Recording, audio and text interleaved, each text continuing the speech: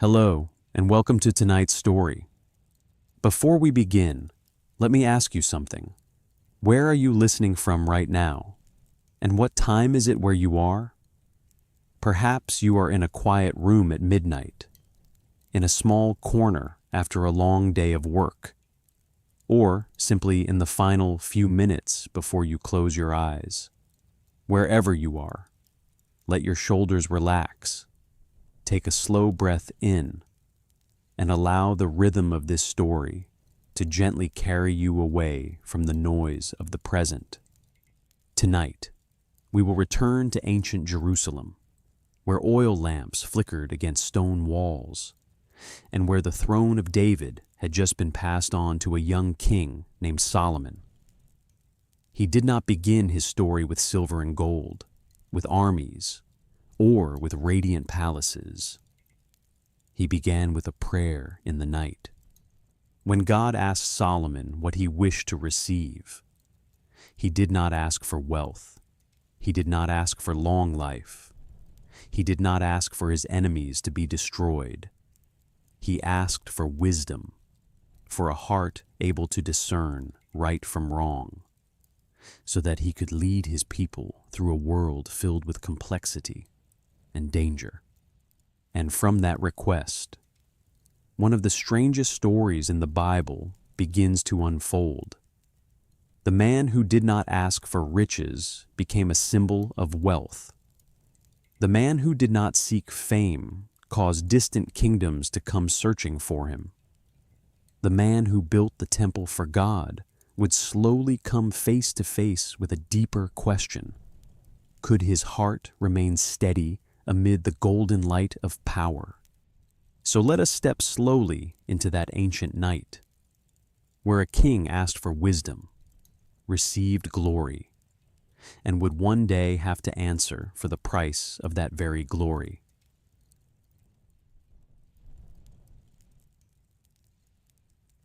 When Solomon's story begins, Jerusalem does not appear as a peaceful city waiting to welcome a wise king. It appears in the faint light of David's final days, when the palace still stands, when the stone walls still hold the heat of the sun. But inside the royal court, everything has already begun to move in silence. An old king lies in his private chamber. Servants step softly through the corridors. Generals, priests, princes, and advisors all understand that one age is about to end. But no one knows for certain whether the next age will begin with peace or with blood. David had once been a shepherd in Bethlehem. He had once been the young man who struck down Goliath with a single stone. He had fled through the wilderness, become a warrior, united the tribes of Israel, and turned Jerusalem into the center of the kingdom. But now, in the opening chapters of Solomon's story, David is no longer seen as the hero standing in the middle of the battlefield. He is old. His body has grown weak. Power still bears his name, but the energy of the palace no longer rests entirely in his hands.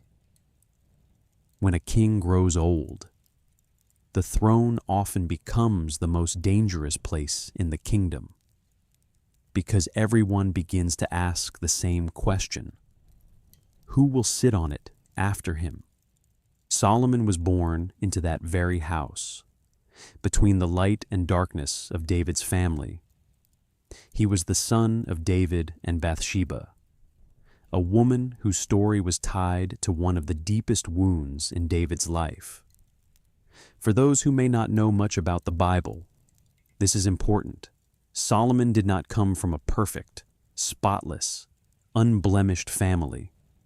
He came from a line chosen by God, yet also filled with failure, tears, forgiveness, and consequence. In the Bible, David is a beloved king, but he is not a man without mistakes. For that reason, Solomon's story from the very beginning is not the story of a prince born into absolute peace. It is the story of a child growing up beneath the shadow of a great father, but also beneath the shadow of wounds that the royal house had never fully escaped. In David's palace, the king's sons were not only brothers, they were also men who could become rivals. Each carried his own mother, his own faction, his own hope, and sometimes the ambition of those standing behind him. In the ancient world, succession was not always as simple as a solemn ceremony. Being the son of a king did not mean one could quietly wait for the day his name would be called. A throne could change the way people looked at one another. It could make the loyal become calculating, make the silent begin to choose sides, and turn banquets inside the palace into places where the fate of an entire nation could be decided. When David had grown weak, Adonijah, another son of David, began to exalt himself. The Bible tells us that he prepared chariots, horsemen, and men to run before him. This was not merely the image of a prince wanting attention. In the world of ancient kings, chariots, attendants, and men running before a ruler were signs of power. It was like a declaration that did not need many words. I am the one who will be king. Adonijah did not wait for everything to be clearly decided. He created his own moment, shaping the atmosphere as though the kingdom already belonged to him. Beside Adonijah stood men of no small importance. There was Joab, the commander long connected with David's wars. There was Abiathar, a priest of significant standing. When men like these stood on one side, the story was no longer merely a family matter. It became a matter of army, religion, and national power. A feast was arranged. Animals were offered in sacrifice. People ate, drank, and celebrated, and within the sound of that celebration, a frightening truth slowly appeared. If Adonijah succeeded, Solomon and his mother might no longer be safe. In another corner of the palace, the prophet Nathan saw what was happening. In the Bible, a prophet is not only someone who speaks of the future. Prophets are voices of warning, people who remind kings that the throne is not their private possession, and that power cannot be separated from the will of God. Nathan understood that if everything continued to drift forward in silence, Adonijah would seize the place David had once promised to Solomon. So he went to Bathsheba. Bathsheba, at this moment, was not only Solomon's mother, she was a woman standing before the danger of losing her son's entire future, in a palace where power was changing hands. A mother could not simply wait. Nathan instructed her to go into David and remind him of the promise that Solomon would succeed him. Afterward, Nathan himself would enter and confirm everything. This scene does not need to be imagined loudly. Its weight lies in its quietness. A mother walks through familiar corridors, yet every step may decide whether her son survives. An old king lies there, reminded that his promise has not yet been fulfilled. And outside, another son has already begun celebrating as though the throne were in his hands. David, though weak, still understood what that moment meant. He ordered Solomon to be taken down to Gibeon, a place near Jerusalem, to be anointed as king. Zadok the priest, Nathan the prophet, and Benaiah were given roles in publicly declaring Solomon as the successor. This is a very important detail. Solomon did not raise himself up the way Adonijah did. he was brought forward, anointed, and proclaimed by David's command. In the presence of figures representing the religious and political life of Israel, in a world full of contention, this made a great difference. One man seized at the throne for himself.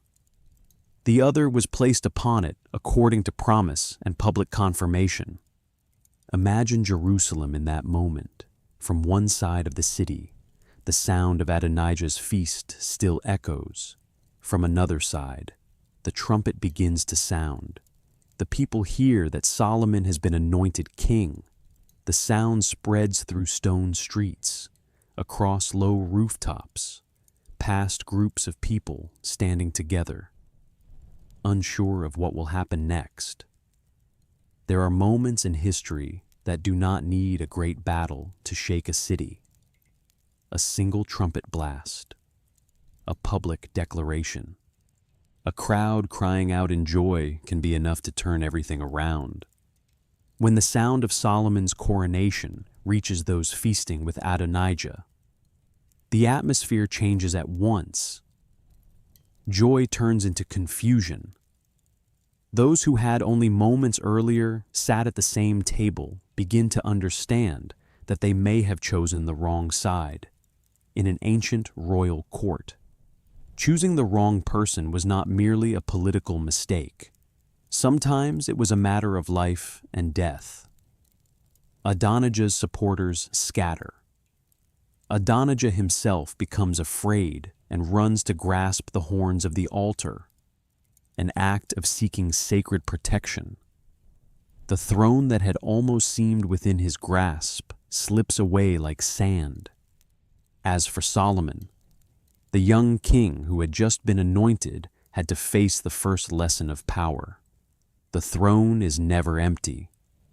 It always comes with those who want to take it, those who fear losing it, and decisions that cannot be delayed. Solomon spared Adonijah in that moment, on the condition that he prove himself worthy and not continue to pose a danger. This is not the scene of a gentle, naive king entering the palace. It is the scene of a young man learning from the very first day that mercy and vigilance must walk beside each other. But the story does not stop with the anointing.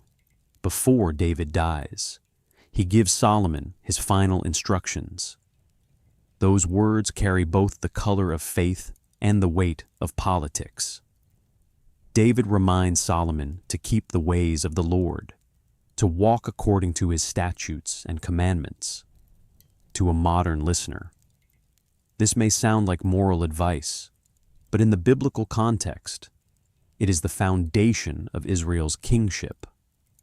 The king is not to see himself as the absolute supreme master. The king must rule under the gaze of God. His success is not measured only by armies, silver and gold, or borders, but by faithfulness to the covenant. At the same time, David also reminds Solomon of unresolved dangers within the kingdom. There are people who were once loyal, people who once betrayed, debts of blood, and old stories still lying beneath the surface of the court. This is the part that makes Solomon's story feel more real and more heavy. He does not step into a clean throne, where everyone joyfully welcomes him. He receives a kingdom with history, factions, wounds, people who need to be rewarded, and people who may become threats, even before Solomon becomes famous for wisdom. He has to learn that ruling is not only about speaking beautiful words. Ruling means looking directly at the complicated things others have left behind. Then David dies. One life comes to an end. But his legacy does not disappear. It remains in the city, in the throne, in the memory of the people, in the promise of God, and in Solomon's heart. One can imagine the morning after David's death as a very different morning in Jerusalem. the sun still rises over the stone rooftops. People still pass through the streets. Soldiers still stand guard. But everything has changed. The man who brought Israel into a time of unity is gone. Now the eyes of the kingdom turn toward Solomon. From that moment on, Solomon is no longer only the son of David. He is king. But in the Bible, being king is not merely wearing a crown. It means carrying on one's shoulders a people, a promise, a history, and a future no one yet knows. Israel was not a giant kingdom like Egypt or Babylon in many people's imagination, but for those living inside that story, it was their world, fields, cities, the temple not yet built, memories of the patriarchs, law, war, hope, and the fear of being swallowed by surrounding nations. Solomon had to govern not numbers on a page, but real people, real families, and tribes with their own memories and dignity. In the early days, Solomon's kingship was established through difficult decisions. The Bible does not hide this. There were people who had threatened the throne or carried old dangers within them who had to be dealt with. This is the part a narrator must handle carefully. Without turning Solomon into a figure who is simply good or bad. He lived in an ancient world where power was fragile and a moment of hesitation could lead to rebellion. Yet these details also remind us that the king remembered for wisdom did not begin in a quiet room full of books. He began amid politics, fear, promises, cost, and heavy decisions. And this is what makes Solomon so compelling. Before he was remembered as the king who asked for wisdom, he was a human being standing under immense pressure. On one side, he was loved, placed within a promise, and brought to the throne according to David's will. On the other side, he was a young king who had to quickly prove that he was not merely an heir in name. He had to show the generals, priests, officials, tribes, and even potential enemies that the throne was no longer open. It had an owner, but established power does not mean the soul has found peace. There may have been nights when the palace grew quiet and Solomon could feel the true weight of the throne. The day before, he had been David's son. Now he had to become the one to whom the people would come when disputes arose, the one the army would obey when war came, the one foreign nations would watch, the one from whom God would require faithfulness. A young man can sit on a throne, but that does not mean he knows how to carry an entire kingdom in his heart. That throne was not made only of wood, gold, or precious stone. It was made of David's memory, of God's promise, of the expectations of the people, of the fear of rebellion, of the pressure of justice, and of the silent question every king must face. For whom will I rule? For myself, for my own fame, for my own safety, or for the people who have been placed in my hands? That is why the first chapter of Solomon's story should not be told as a simple introduction before moving into his wealth. It is the dark ground beneath the whole story. Without this heaviness, we cannot understand why Solomon's later request becomes so extraordinary. A man who does not feel the weight of the throne will not ask for wisdom. A man who thinks he is already capable will ask for victory, money, long life, or power. But a person who truly sees the depth of responsibility will understand that what he needs first is not gold, but the ability to distinguish right from wrong when everyone is looking toward him. And so, before the golden light of Jerusalem, before the temple, before the Queen of Sheba, before envoys from faraway lands come seeking him, there is another Solomon, a young king standing inside a palace filled with his father's shadow, among factions that have only just fallen silent, before a throne that has been secured but has not yet become light. He has a crown, he has a title, he has power. But one great question still hangs over his life, like an oil lamp in the night. With what kind of wisdom will he use that power? Night still covers the stone rooftops of Jerusalem. The noise of the succession struggle gradually recedes. But the silence that follows is not perfect peace. It is like the stillness before a greater calling. Solomon has passed through the first door of his kingship. He has received the throne too heavy for a young man. And ahead of him, on another night, in another sacred place, he will have to answer a question that may change his entire destiny. But that belongs to the next part of the story. For now, let us remain with the image of Solomon in the first days of his reign, not yet the richest king, not yet the wise man known throughout the world, but a young man standing in the stone corridors of the palace, listening to the echo of a kingdom that has just been placed into his hands. Above his head is a crown. Behind him is the shadow of David. Before him is all Israel, and within him, perhaps for the first time, the throne is no longer a symbol of glory. It is a burden, a test, a long road that no one else can walk for him.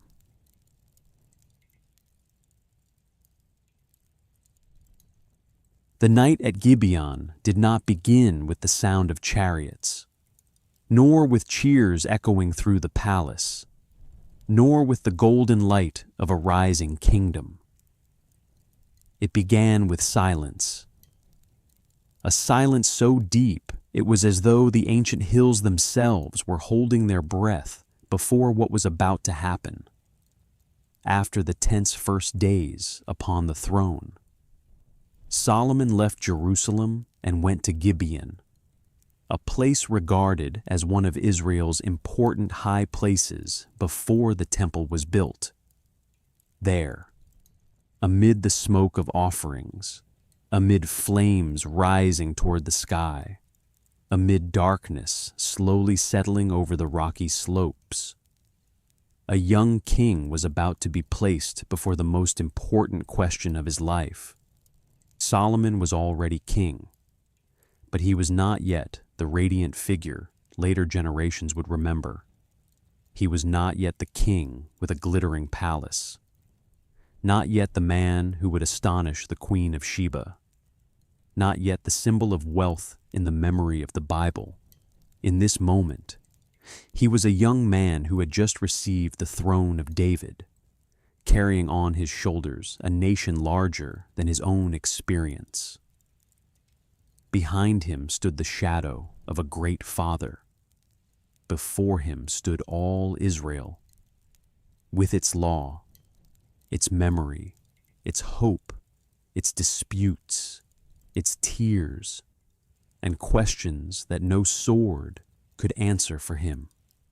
Perhaps that is why the journey to Gibeon carried such special meaning. It was not merely a religious journey. It was like a return to the source of power itself. Solomon had been anointed king. He had been recognized. He had sat upon the throne. But in the biblical world, a king of Israel was not meant to see himself as the absolute owner of the people. The king had to stand beneath God. The king had to rule in the fear of the Lord. The king had to understand that the power in his hands was not simply for enlarging his own fame, but for guiding a people called the people of God. At Gibeon, Solomon offered great sacrifices. Smoke from the altar rose into the air, mingling with the scent of earth, stone, night, and fire. Imagine that scene slowly. There was no palace blazing with light, no music of victory, no foreign envoys, only an ancient place of worship, a young king, and a wide sky above him. The offerings burned, then slowly faded. The crowd may have drawn back. The servants may have sunk into silence. And as the night deepened, Solomon fell asleep. It was in that sleep, when a person no longer protects himself with titles, royal robes, or power, that God appeared to Solomon in a dream. And the question came, "Ask what I shall give you." It was a short question, but it opened an abyss within the human heart. If a person is allowed to ask for anything, the first thing he desires says a great deal about who he truly is. A king newly seated on the throne could ask for many things. He could ask for long life, because the throne is always surrounded by illness, rebellion, war, and sudden death. He could ask for wealth, because no kingdom can function without storehouses, silver and gold, tribute, and trade. He could ask for a powerful army, because around Israel there were always larger peoples, more fearsome powers, and borders that needed to be defended. He could ask for his enemies to be destroyed, because the upheavals of the early reign were still close, and no one could know for certain who in the darkness was still waiting for a chance to oppose him. But Solomon did not answer like a king hungry for more power. He began with the memory of David. In his reply, Solomon spoke of his father, who had received great kindness from God. He remembered that David had walked before the Lord in faithfulness, righteousness, and uprightness of heart. This was a very important way to begin. Solomon did not say, "I am king, so give me more," nor did he say, "I have ascended the throne, so make me stronger than everyone else." He looked back to his source. He understood that the throne he now possessed was not merely the result of politics, nor merely the result of succession within the palace. It belonged to a larger story, the story of God's mercy toward David and his house. Then Solomon spoke of himself. And here, the beauty of his request begins to appear more clearly. He did not describe himself as a great man. He did not say he was intelligent, powerful, worthy, or ready for everything. Instead, he admitted that he was young, that he did not know how to go out or come in. Put more simply, Solomon was saying that he did not yet know how to lead this people. He knew he was standing before a task too great for him. He might have had a crown, but a crown does not automatically give a man wisdom. He might have had a throne, but a throne does not automatically make him understand the human heart. He might have had the authority to command, but authority does not automatically make every decision right. That was Solomon's deeply human moment. A young king, in a sacred dream, did not try to appear strong before God. He did not hide his smallness. He did not cover his helplessness beneath a royal robe. He looked directly at the responsibility placed upon his shoulders and recognized, "I am not enough." It was from that humility that the true request was born. Solomon asked for a heart that could listen, a heart able to distinguish right from wrong, a heart able to judge God's people and discern good from evil. This was not merely a request for intelligence. It was not merely a request for talent. He did not ask for the ability to speak better than others, for a remarkable memory, or for answers that would amaze everyone. He asked for the kind of wisdom tied to responsibility, a wisdom that listens before judging, that discerns before acting, that places the people at the center instead of placing the self at the center. Notice this: Solomon did not ask for wisdom in order to become a legend. He asked for wisdom in order to govern the people. He did not ask so that his name would be remembered for thousands of years. He asked because every day before him, there would be people seeking justice, disputes needing judgment, wounded families, vulnerable people in need of protection, and deceitful people who needed to be recognized. A king does not rule only by laws written on stone or on scrolls. He rules by listening to the tangled stories of human beings and discerning where the truth lies. In that request, Solomon saw what many people in power often forget. The most frightening danger of power is not a lack of wealth, but a lack of discernment. A poor person may make a mistake and wound a few people around him, but a king without wisdom can cause an entire nation to suffer. One wrong decision from the throne can become heavy taxes on the shoulders of the poor, war at the borders, injustice at the city gates, and division among the tribes. So when Solomon asked for wisdom, he was not asking for a decorative gift for himself. He was asking for what could keep power from becoming darkness. And the most memorable thing is this: he did not ask for wealth. Not because wealth was meaningless in the life of a kingdom, not because gold and silver were unnecessary. A dynasty needed resources. A nation needed storehouses, craftsmen, materials, armies, buildings, roads, and diplomacy. But Solomon did not place those things first.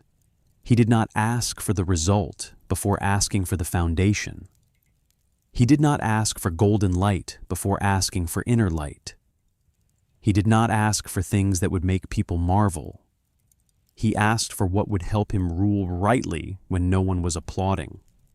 Nor did he ask for fame, though later his fame would spread far, though nations would hear of his wisdom, though powerful people from distant lands would come to test him with difficult questions. In that night, fame was not his first request. Solomon did not pray for the whole world to know his name.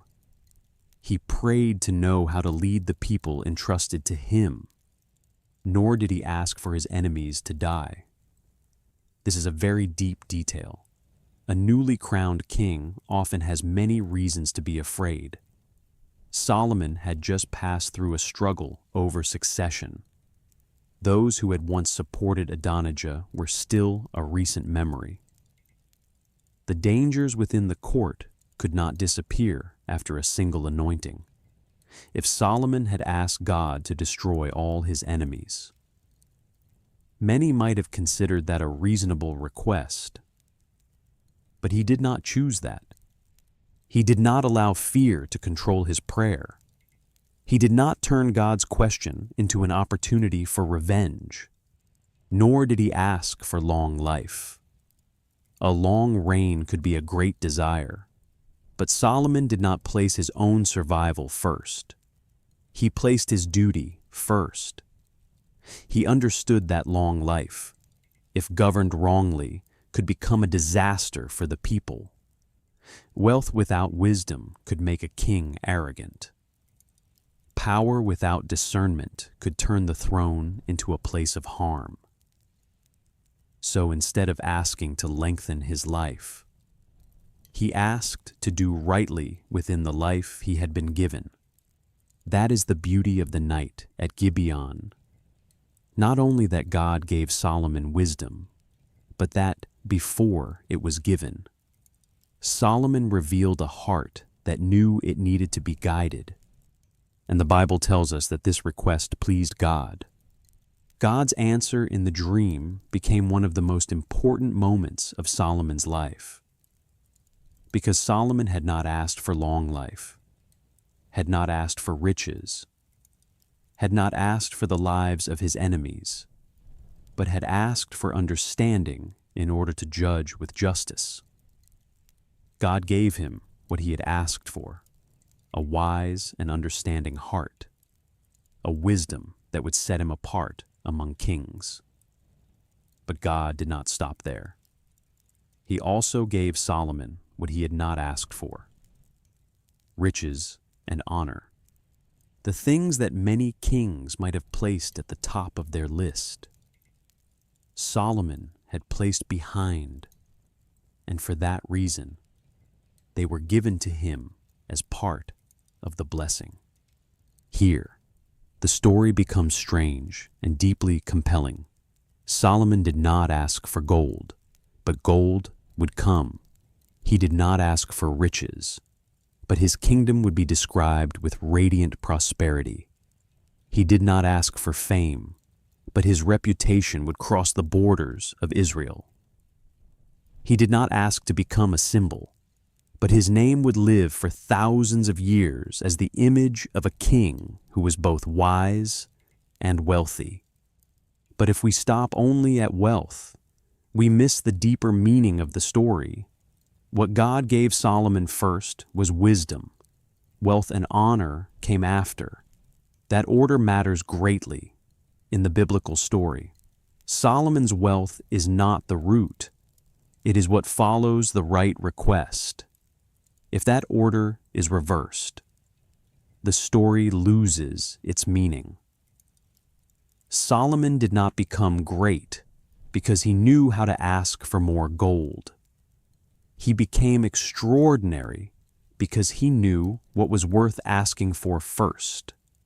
And even within that blessing, there is a quiet reminder: if Solomon walked in the ways of the Lord, keeping his commandments and statutes as David had been called to do, then his days would be prolonged.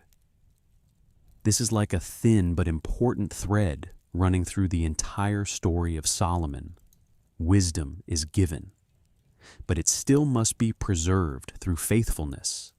Glory may come, but glory cannot replace obedience. Wealth may be a blessing, but if the heart no longer turns toward God, that very blessing can become a test. On the night at Gibeon, all of that still lay ahead. Solomon had not yet entered the age of splendor. He had not yet built the temple. No envoys from distant lands had yet arrived. No golden light had yet covered Jerusalem. The Queen of Sheba had not yet stepped into his palace and marveled at everything she saw. But the seed of it all had been planted in this night. A humble request had opened a great road. Imagine Solomon after that dream. Perhaps the night had not fully faded. Perhaps the first light of morning had only just touched the hills. Perhaps the sound of servants had begun to rise softly around the place where he rested. But inside Solomon, something had changed. He did not wake with treasure chests before him. He did not wake with all fame immediately arriving at his door. He woke with the memory of a sacred encounter. He had heard God's question. He had answered, and that answer would shape the way later generations remembered him. Afterward, Solomon returned to Jerusalem. This detail makes the story beautiful because it brings him from the dream back to responsibility. A sacred experience does not end on the high place. It must return to the city, to the throne, to the people, to ordinary disputes, to difficult decisions. Solomon was not given wisdom so he could keep it as a private memory. He was given wisdom so he could use it in the real life of a king. And when he returned to Jerusalem, the story seemed to move into a new rhythm. The night at Gibeon still echoed in his heart, but ahead of him were the days in which that request would have to be proven. A king may say he needs wisdom, but life will soon ask, does he truly know how to discern? Can he hear the truth when two voices cry before him at the same time? Can he see justice when everything is covered by pain and lies? But that belongs to the next part. For this chapter, we must remain a little longer with the night at Gibeon, because this is the purest moment in Solomon's life. Before the gold, before the fame, before the great buildings, before the tests of wealth, there was a young king standing before God who did not ask to become more splendid. He asked to become wise enough to serve more rightly. That is why this story is not compelling only because Solomon became a wealthy king. It is compelling because he did not begin with greed. He began with humility. He did not say, "Give me more than everyone else," he said, in the spirit of that request, "Give me a heart that can listen, so I may govern your people." A heart that can listen. Perhaps that is the most beautiful image of wisdom in this chapter. Not a heavier crown, not a fuller treasury, not a longer army, but a heart quiet enough to hear God, to hear the people, to hear the truth hidden beneath words, to hear the cry of the weak, to hear the limits of oneself, to hear that power, if not guided by discernment, can become a dangerous thing. And on that night, Solomon asked for that. Not wealth, not victory, not revenge, not fame. He asked for wisdom. Then, from that request that did not seek riches, a strange story began to unfold, the story of a king who did not ask for silver or gold, yet would be remembered amid the golden light of a prosperous age, a king who did not ask for fame, yet would cause the ancient world to come and listen to him, a king who did not ask for wealth, yet according to the biblical account, would surpass other kings in riches and wisdom. But on the night at Gibeon, all of that was still far away. The closest, clearest, and most beautiful thing was a prayer. A young king, in the quiet darkness of a place of worship, had been asked what he desired most. And he did not ask for riches.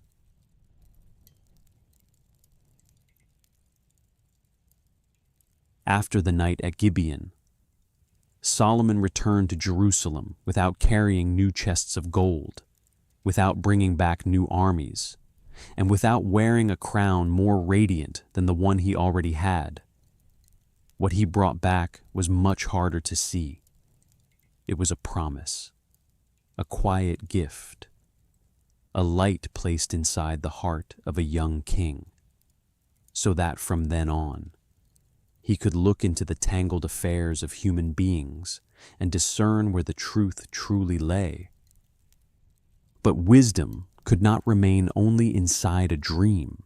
If Solomon had truly been given wisdom, then that wisdom had to step out of the night at Gibeon and enter real life. It had to enter the city gate, the courtroom, the cries of the people, and the disputes no one else could resolve. A king could say he had been blessed by God, but the people would only truly believe it when they saw it in the way he judged. And then, the most famous story of Solomon's wisdom began. One day, two women came before the king, They were not queens. They were not princesses. They were not women of high status in the royal court. They were two ordinary women living in the same house. Their story did not begin with gold or politics, but with a deeply human tragedy. One child had died in the night, and one child was still alive. One woman told the king that the living child was hers. She said the other woman had lain on her own child while sleeping, causing the child to die. Then, in the darkness of the night, that woman had exchanged the dead child for the living one. When morning came, she looked closely and realized that the dead child was not her son. But the other woman denied everything. She also claimed that the living child was hers before Solomon. Only two opposing voices remained, two grieving mothers. One living child, one dead child, and no clear witness. Imagine the courtroom at that moment. The air must have felt heavy. Those standing around the king were silent. No one had certain evidence. No outward sign was clear enough to decide the matter. One woman said, "The living child is mine." The other also said, "No, he is mine." If the king listened only to their words, everything would remain trapped in uncertainty. If he looked only at their faces, tears could deceive him. If he relied only on their crying, the pain of both women could hide the truth. This was the kind of case in which gold could do nothing. Armies could do nothing. Power could do nothing if the one who held it lacked the ability to look deeply into the human heart. Solomon could not summon a company of soldiers to solve it. He could not use force to drag the truth into the open. He had to do something far more difficult: create a moment in which the truth would reveal itself. And then Solomon gave an order that seemed to freeze the entire room. He commanded that a sword be brought. Then he said to divide the living child in two, giving half to one woman and half to the other. At first, the judgment sounded terrifying.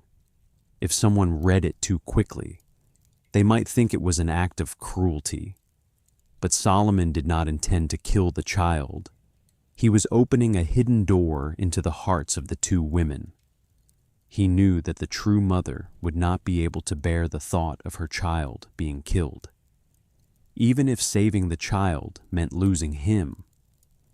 True love does not always say, "The child must belong to me." True love says, "Let him live, even if he is no longer with me." And that is exactly what happened. The true mother cried out at once. She begged the king not to kill the child. She was willing for the child to be given to the other woman, as long as he lived. But the other woman said, "He will be neither mine nor yours. Divide him." In that moment, everything became clear. Solomon saw what words could not prove. The true mother was not the one who clung to possession at any cost. The true mother was the one willing to lose her child in order to save his life. And so the king ordered the child to be given to the woman who had pleaded for him to live. She was his mother. That story spread throughout Israel. People heard how Solomon had judged, and they stood in awe of the king, because they recognized that the wisdom of God was in him to carry out justice. This was a very important moment in Solomon's life. After the night at Gibeon, he had asked for a heart that could listen and distinguish right from wrong. Now, before the people, that prayer had been proven. Solomon's wisdom was not something distant, reserved only for the palace. It was not merely a collection of beautiful sayings. It went straight into a room full of tears, where two ordinary women had no one to defend them except their own voices.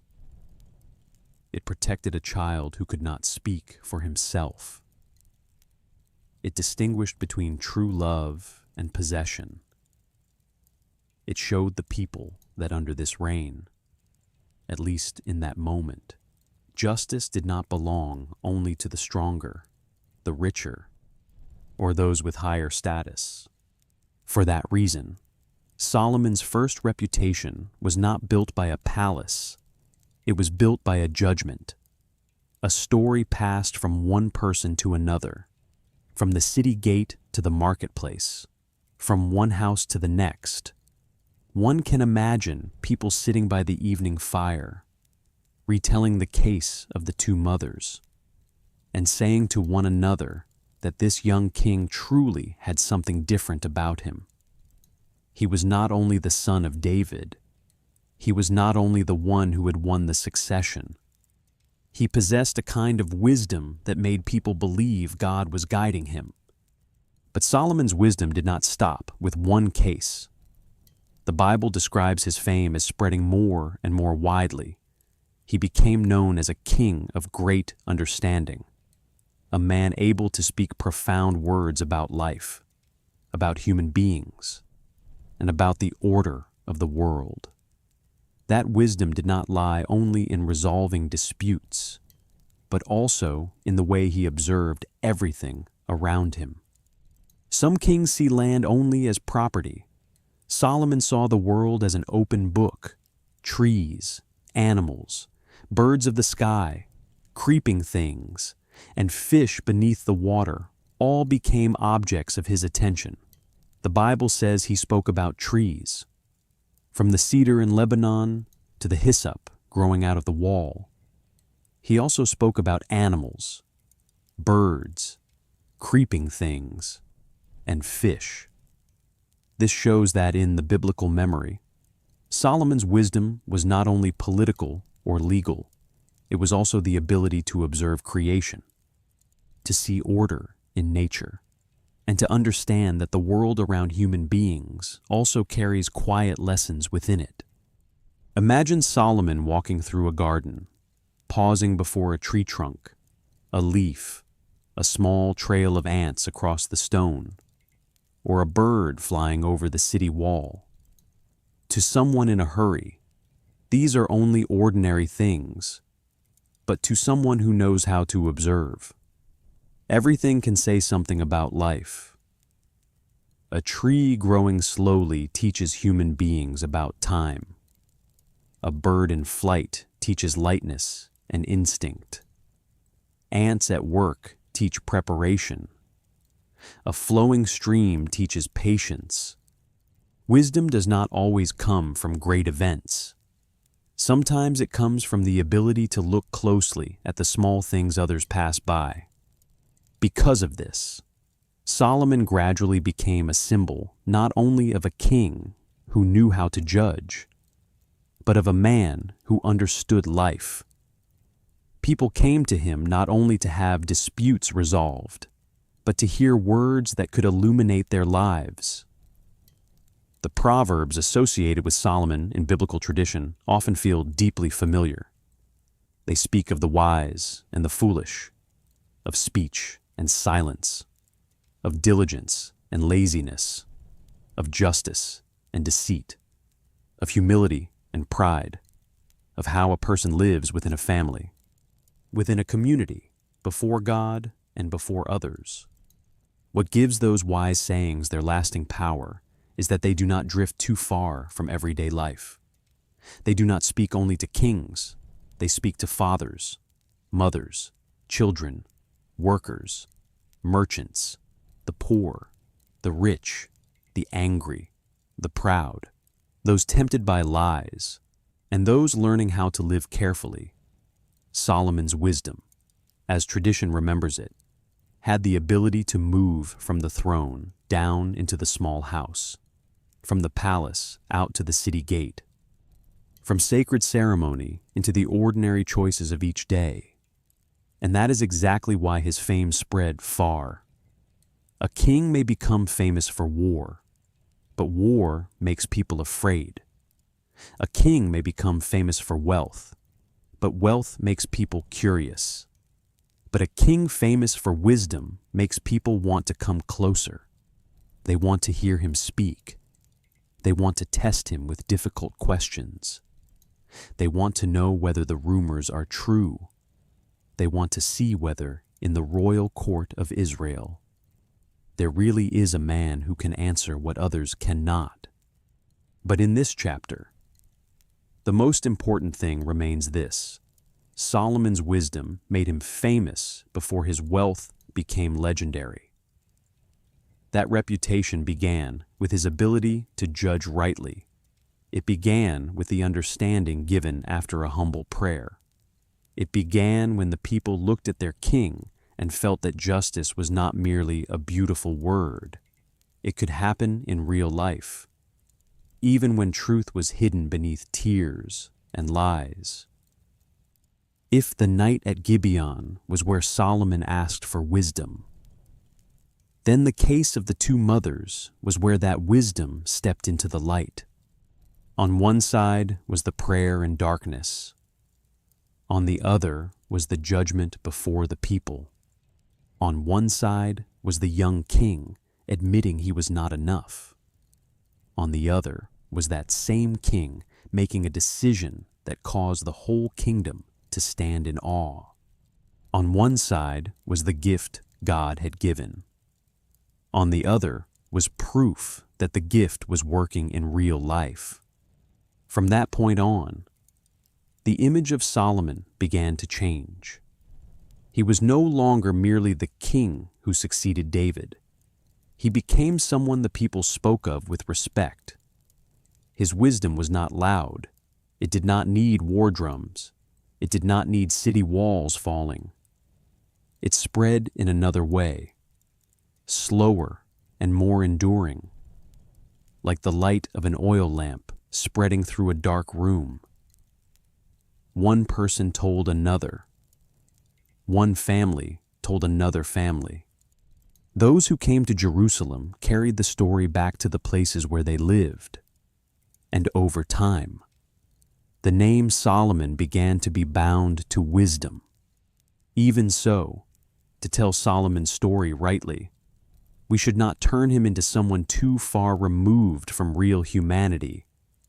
The wisdom he received did not mean his life would have no more trials. On the contrary, the more someone is given, the more he must step into complex circumstances. Solomon did not ask for wisdom in order to avoid life, but to enter more deeply into life, to hear difficult cases, to hold the scales of justice, to understand human beings, and to rule not only by command, but by discernment. After the case of the two mothers, Solomon's reputation grew within the hearts of the people.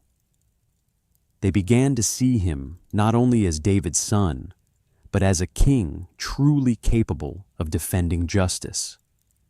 After the tense days of succession, the people needed to know that the kingdom had not fallen into the hands of someone who only knew how to preserve his own power. They needed to believe that if the weak came before the throne, the truth could still be heard.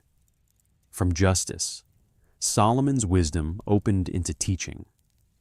The wise sayings associated with him were often very close to daily life: the words of the fool, the hands of the lazy, the path of the upright, dishonest scales, anger, pride, and the small choices that can lead a person toward wisdom or destruction.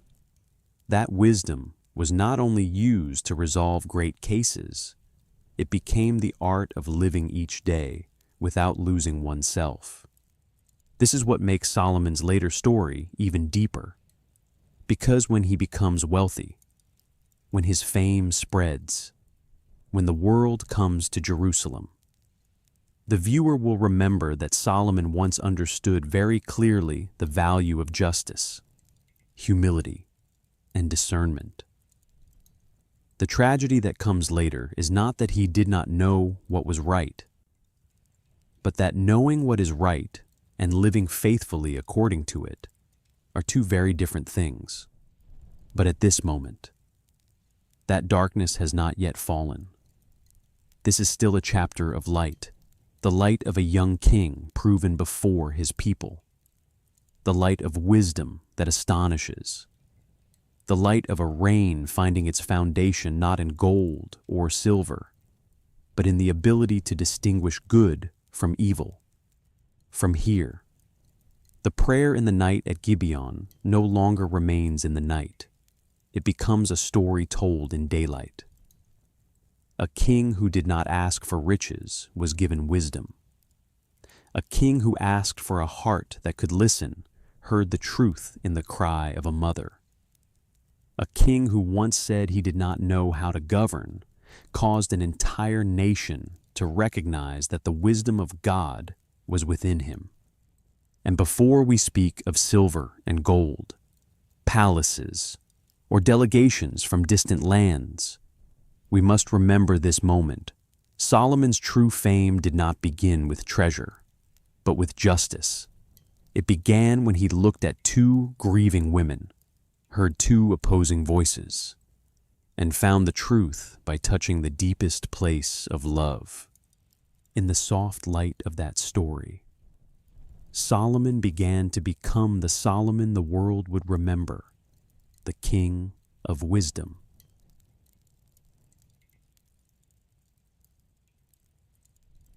After Solomon's reputation began to spread through his righteous judgments, his story moved into a wider layer. Wisdom was no longer seen only in a courtroom, where two mothers stood before the king's throne and a child was saved. From this point on, that wisdom began to flow into the life of the entire kingdom. It entered the way the royal court was organized, the way food was distributed, the way territories were managed, the way peace was preserved, and the way a people long accustomed to war began to feel the presence of stability. If the night at Gibeon was where Solomon asked for a heart that could listen, and the case of the two mothers was where that wisdom was proven before the people, then the golden age was where a greater question was raised. What happens when wisdom is not only found in a single judgment, but becomes the foundation of an entire kingdom? Jerusalem was no longer only the city of David, the warrior who had taken it and made it the center of Israel. Under Solomon, Jerusalem began to breathe with a different rhythm, not the hurried rhythm of war, not the sound of footsteps fleeing through the wilderness as in the days when David had run from Saul, nor the tension of the first days of succession.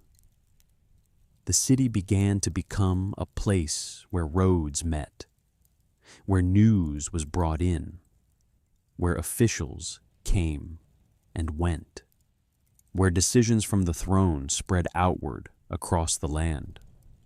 A kingdom cannot live by the wisdom of one king alone. If wisdom remains only inside one person's mind, it may create a few famous stories, but to create an age, that wisdom must become order.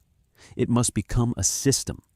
It must move from the throne down to the desks of officials, down to the storehouses, down to the city gates, down to the fields, down to the caravans carrying goods, down to the guards standing at the borders, down to ordinary families who need a life more peaceful than yesterday.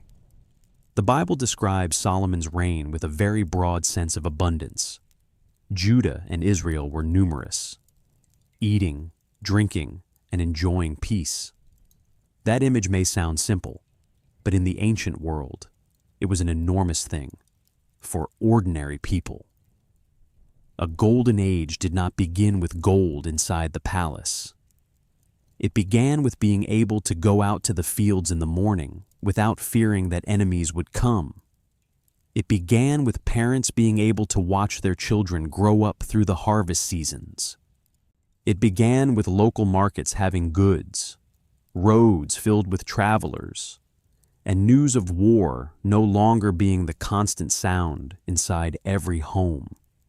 Solomon's wisdom, then, was not only the ability to answer difficult questions, it was also the ability to see the kingdom as a living body, a body that needed food, laws, administrators, balance between regions, peace with the outside, and order within.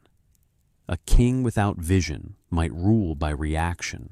Where there was fire, he would put it out. Where there was rebellion, he would strike. Where there was lack, he would take from somewhere else. But a wise king had to see farther. He had to prepare before crisis arrived. He had to place the right person in the right position. He had to know that prosperity could not depend on luck alone, but had to be organized. Solomon's court began to appear as a wide network. There were people who served as record keepers, administrators, advisors, commanders, supervisors of forced labor, overseers of regions, and those responsible for supplying food for the king's house and the system of government. The names in the list of officials may sound unfamiliar to listeners today, but behind them lies something very important. The kingdom was operating through structure. Solomon did not rule like a tribal chief, relying only on personal prestige. He was building an organized reign, a system capable of turning the king's authority into concrete activity in daily life. One can imagine the mornings in Jerusalem when officials entered the palace. Scrolls were opened. News from different regions was reported. One place had a good harvest. Another needed more food. This trade route was favorable. Another region needed labor. Those responsible for each area had to secure supplies on time. A kingdom that wants to prosper must know how to count, how to record, how to remember, how to distribute, and how to predict. That, too, is a form of wisdom, less glittering than a famous judgment, but more necessary for the survival of thousands of families. In that picture, Solomon appears not only as a man of intellect, but as someone who knew how to turn intellect into governance. He understood that justice needed to walk with order. A right judgment could save one child, but a good system could protect an entire people from chaos. Wisdom, when it enters politics, does not only ask who is right in this case.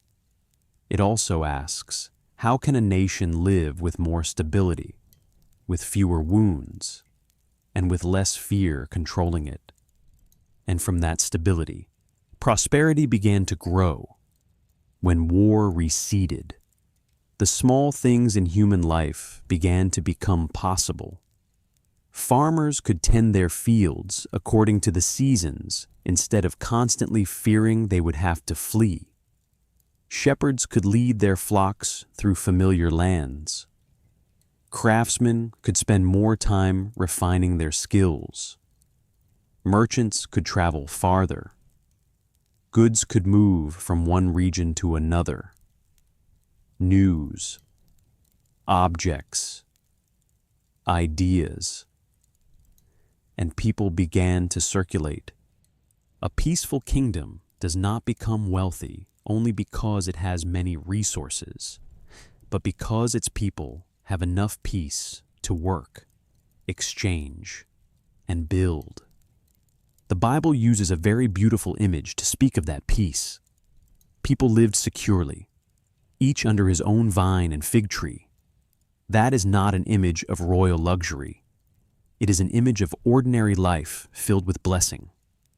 A vine, a fig tree, a private shade, a family able to sit together, a piece of land not being plundered. To ancient people, that was a powerful symbol of peace.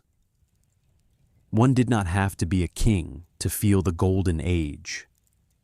Sometimes, for ordinary people, the golden age meant simply being allowed to live in safety, to eat from the work of one's own hands, and to see tomorrow as something not too frightening. But Solomon's prosperity did not come only from within. It was also connected to Israel's position in the surrounding world. Israel lay between great regions of civilization, between trade routes, between stronger powers to the north, south, east, and west. A king without wisdom could turn such a position into danger, but a king skilled in diplomacy could turn it into opportunity. Solomon maintained relationships, expanded trade, and created connections with neighboring kingdoms and city-states. From here, his kingdom began to enter a space wider than itself. However, this chapter should not be understood as a picture made only of light. Every golden age has its cost. When a kingdom becomes more organized, it also demands more from its people. When the royal house needs regular supplies, when great projects are prepared, when the administrative system expands, when trade grows, then behind the radiance are people who must work, contribute, carry, record, and serve. Solomon's wisdom created order, but that order also began to place burdens upon the people, burdens that the story would later be unable to ignore. This point must be told with care. We should not say that Solomon's age was only oppression, because the Bible also describes it as a time of peace and prosperity. But neither should it be told as a perfect dream with no shadow. Every human glory has its underside. When a palace shines, somewhere there are people cutting stone, hauling timber, recording taxes, and transporting food. When a kingdom has order, there are also people required to serve that order. The golden light of Solomon's age was beginning to shine, but just beneath it, history was already preparing difficult questions. Even so, at this stage, what stands out most is still the strange transformation of the request at Gibeon. Solomon had not asked for wealth, he had asked for wisdom, and now, that wisdom was opening the way for wealth in a very natural way. Not as a sudden miracle in which silver and gold fell from the sky, but like a stream created by order, peace, diplomacy, governance, and the trust of the people. When a kingdom is led better, it can become more stable. When it is more stable, it can produce more. When it produces more, it can trade more. And when it trades more, its reputation begins to travel far. Solomon did not chase wealth on the night at Gibeon, but the wisdom he asked for began to create the roads by which wealth would come to him. One can imagine Israel at that time as a land slowly exhaling after many years of war. The smaller towns were quieter. The markets were busier. The fields carried the sound of people working. Pack animals moved along trade routes. Foreigners began to hear more about the king in Jerusalem. Not everything was perfect, but there was a feeling that this reign was entering radiance. People no longer spoke of Solomon only as a king who knew how to judge. They began to speak of him as the one who had brought order to the kingdom. And this was when Solomon's reputation began to gain many layers. To ordinary people, he was the king who could judge with justice. To officials, he was the center of a functioning system. To the regions within the kingdom, he was the one bringing stability. To the surrounding peoples, he was gradually becoming a king worth noticing, a man with wisdom, organization, peace, and potential. That reputation did not yet require the most splendid scenes. It had already grown from the sense that, under Solomon, Israel was entering a different kind of age. But to understand this splendor, we must remember that it did not begin with treasure. It began with a very practical kind of wisdom. Wisdom to listen to the people. Wisdom to put the right person in the right role. Wisdom to preserve peace. Wisdom to understand that a kingdom does not only need great victories, but a sustainable rhythm of life each day. A king who only craves glory may build monuments to himself. But a wise king must build things few people see: trust, stability, procedures, agreements, and habits of governance that keep a nation from falling into chaos. Therefore, Solomon's golden age, if seen closely, was not only the gleam of precious metal. It was the light of a kingdom being arranged. It was the sound of people speaking at the city gate without having to whisper for fear of war. It was the sound of animals in the courtyard, craftsmen at work, goods being unloaded, officials reading reports, styluses marking writing materials, wind passing through vineyards and fig trees. It was the feeling of a people finally having time to breathe, to build, to sow, to harvest, and to imagine a future longer than one season of war. Even so, right in the middle of this stability, the story begins to prepare for a great paradox. When a person asks for wisdom and is given prosperity, that prosperity can become evidence of blessing, but it can also become a test when everything begins to succeed. Human beings easily forget the smallness they once felt. When reputation grows, people easily believe they are always right. When the system operates, a king can easily think that everything can be controlled by power and organization. When wealth flows in, the heart can easily be dazzled by the golden light. In this chapter, Solomon is still on the bright side of the story. He is the king who asked for wisdom and is now using that wisdom to bring the kingdom into order. But his story is deeper because it does not allow us to forget that every great blessing requires a heart strong enough to carry it.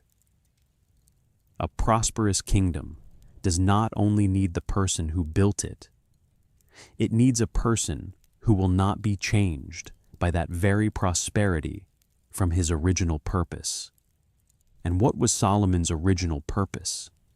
He had asked for a heart that could listen, so he could govern God's people, not to be praised, not to become a symbol of wealth, not so that every kingdom would look at him with envy. He asked for wisdom so he could serve rightly as the golden age began to open.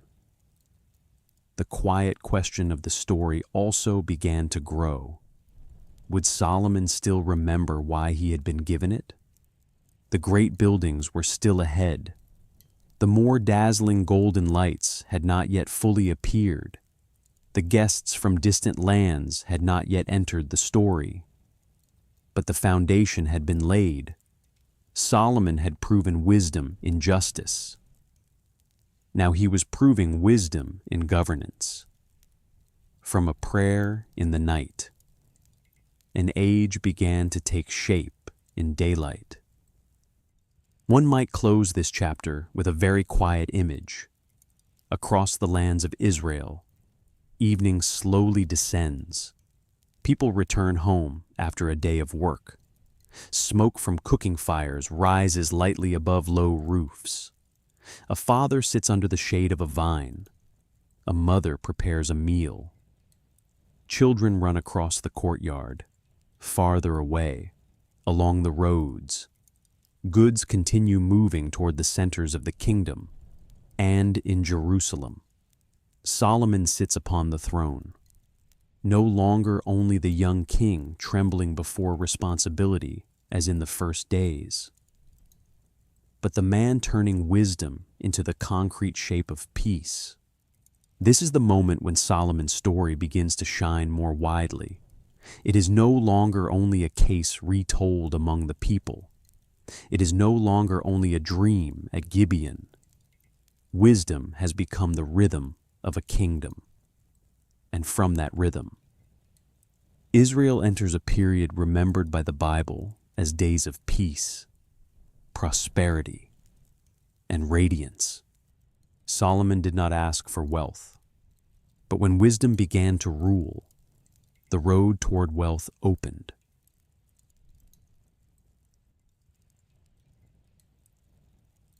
There are moments in the history of a kingdom when it is remembered not only by battles, decrees, or the names of its kings.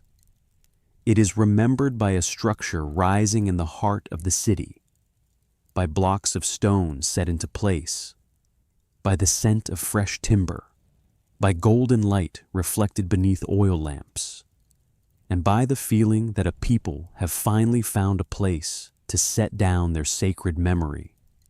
For Solomon, that moment came when he began to build the temple in Jerusalem. Before this, David, his father, had longed to build a house for God. David was the one who brought the Ark of the Covenant to Jerusalem, the king who turned this city into the center of the kingdom. But according to the biblical account, David was not the one chosen to build the temple. That task was handed to Solomon, the son who succeeded him. So when Solomon began this work, he was not merely raising a building. He was fulfilling a desire left behind by the previous generation. He was turning promise, memory, and worship into stone, wood, and gold. Imagine Jerusalem in those days of preparation. The city lay upon the hills, not vast like the imperial capitals of modern imagination, but carrying within it a sacred weight: narrow stone streets, low rooftops, city walls, craftsmen, transport workers, officials moving with records in their hands, and groups of people bringing materials from far away. The atmosphere of the city changed. People knew that something great was beginning. Not merely a new palace for the king, not merely a new treasury for the royal court. This would become the center of Israel's worship. Solomon needed the finest materials. And in this story, the name of Hiram, king of Tyre, appears. Tyre was a famous coastal city-state associated with trade, craftsmanship, and precious materials. From Lebanon, cedar trees were brought down, great trunks that had once stood high upon the mountains, now becoming part of the work in Jerusalem. Cedar wood was not merely a building material. In the ancient world, it suggested durability, fragrance, nobility, and luxury. As that scent spread through the air, one could feel that the temple was being prepared with the very best the kingdom could gather. The stones were also prepared carefully, according to the biblical account. The stones used for the temple were cut and shaped at the quarry, so that when they were brought to the building site, no hammer, axe, or iron tool was heard there. This is a beautiful detail. It makes the temple appear not like a noisy and chaotic construction site, but like a work rising in reverence. The stones had been prepared beforehand, quietly set into their places, as though the whole building were growing upward in a sacred silence. In many ancient works, the sound of chiseling stone was the sound of labor. But here, silence itself becomes part of the meaning. The temple did not only need to be strong, it needed to be raised with a sense of awe. Each stone, each piece of timber, each covering, each detail within seemed to say that this was not the house of a human being. This was a place for the presence of God among his people. Solomon oversaw a work far beyond what an ordinary person could imagine. Stonecutters, carpenters, transporters, material supervisors, record keepers, labor coordinators, all took part in one great movement, from the forests of Lebanon to the quarries, from the ports to the roads, from distant regions to Jerusalem. An entire network of people and materials moved toward one point, the hill where the temple would stand. And little by little, its shape began to appear. The temple does not need to be described as a gigantic building by modern standards. Its power does not lie in making the viewer imagine an endlessly vast structure. Its power lies in its meaning. This was the place where Israel would remember that they were not only a people with a king, a land, an army, harvests, and strongholds. They were a people called into covenant with God, and in the midst of a kingdom growing more and more prosperous. The temple became a reminder that the true center of Israel was not Solomon's throne, but the presence of God. Inside the temple, according to the biblical description, there was the holy place and the most holy place. There was carved wood, gold covering sacred surfaces, cherubim, an altar, lamps, incense, and objects used in worship. For listeners today, we may imagine that space more through feeling than through dry architecture. Low light, fragrance, golden surfaces reflecting faintly, darkness and flame existing together, a silence deeper than every sound outside. The gold within the temple was not like the gold of a treasure chamber. It did not speak only of wealth. It spoke of being set apart in the biblical world. What was dedicated to God had to be placed in the highest, most beautiful, most solemn position. The gold here was not merely to display Solomon's wealth. It was used to express that this place belonged to the sacred. It was the gold of worship before it became the gold of royal glory. Then came the day when the Ark of the Covenant was brought into the temple. This is a moment that cannot be told quickly. The Ark of the Covenant was a sacred symbol tied to the presence, promise, and history of Israel. It reminded the people of the long journey before there was a kingdom, before Jerusalem became radiant, before there were palaces and systems of officials. It carried the memory of the wilderness into the center of a city that was growing rich. When the ark was brought into the most holy place, past and present seemed to meet inside a dark room covered with gold. Imagine the crowd gathering, the elders, priests, Levites, tribal leaders, and people standing in solemnity. Offerings were presented. Smoke rose into the air, the sound of footsteps, the rustle of garments, the murmur of voices, and then silence as the ritual approached its central moment. For the people of Israel, This was not merely the dedication of a building. It was the feeling that an age was being sealed by divine presence. The Bible says that when the priests came out of the holy place, the glory of the Lord filled the temple so fully that they could not stand to perform their service. Whether the viewer understands this detail through faith or through the sacred storytelling of the text, it remains one of the strongest images in Solomon's story. A king builds a house for God, but when the presence of God fills that place, human beings must step back. The building may have been raised by human hands, but its meaning reaches beyond human hands. And then Solomon stood before the people. This was the moment when he appeared not only as a builder, but as a man of prayer. He turned toward the altar, raised his hands before the whole assembly of Israel, and prayed in that prayer. Solomon recognized a profound truth. The heavens, even the highest heavens, could not contain God, much less this house.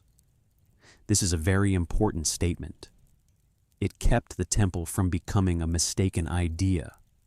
Solomon did not think God could be confined inside a building.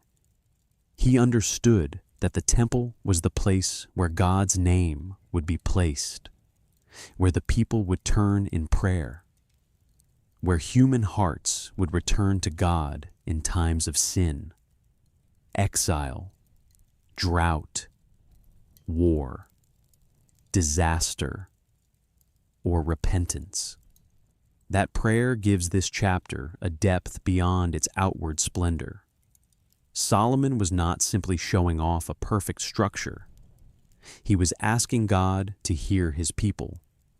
He spoke of times when the people would sin and return, when the heavens would be shut and there would be no rain, when there would be famine, plague, distress, or suffering, when a foreigner would hear of God's name and come to pray toward this place. In that prayer, the temple became a place where human beings remembered their need for mercy, even under a golden age. Solomon still knew that the people could be weak, could go astray, and would need forgiveness and guidance. This is one of the most beautiful moments of Solomon's life. The king who had asked for wisdom in the night at Gibeon now stood amid the golden light of the temple. Yet his words were not self-praise. He did not say, "Look at what I have built." He said, in the spirit of that prayer, "May God hear from heaven. May God forgive. May God remember the covenant. May God hear the voice of the people when they turn back toward this place."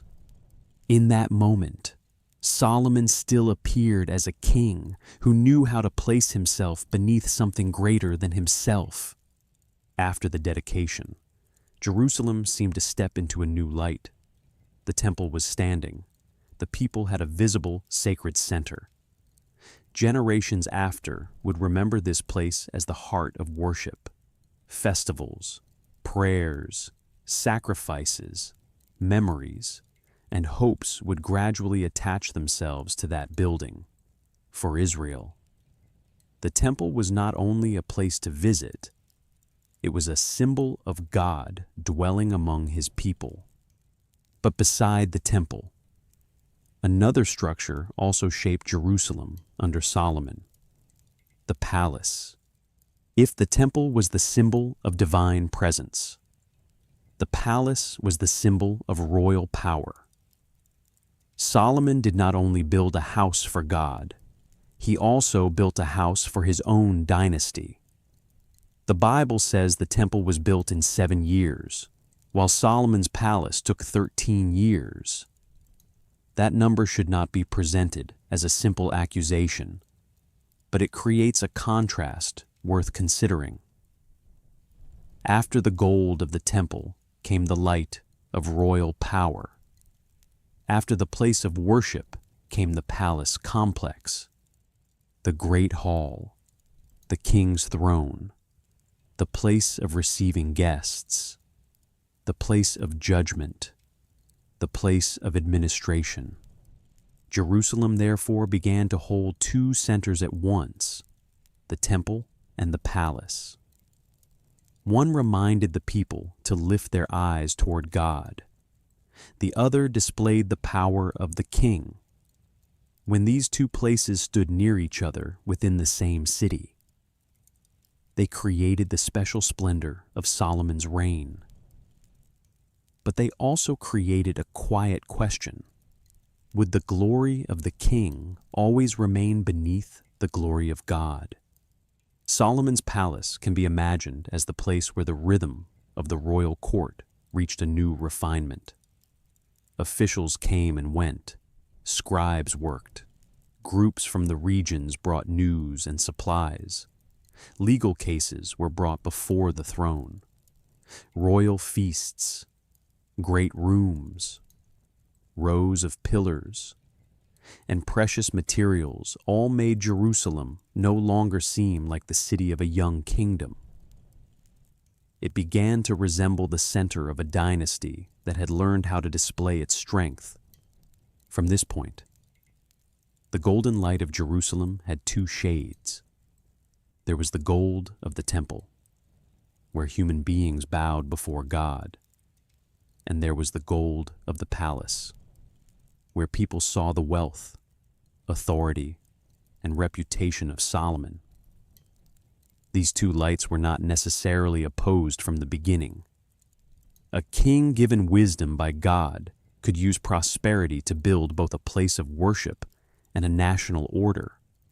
But Solomon's story becomes profound because it allows the listener to sense that the stronger the light, the clearer the shadows. During those years, Solomon was standing at the height of what the night at Gibeon had opened. He had not asked for wealth, yet wisdom had brought him into an age where stone, wood, gold, labor, diplomacy, and organization all gathered in Jerusalem. He had not asked for fame, yet a city with a temple and a palace shining in such splendor could not help but draw the attention of surrounding nations.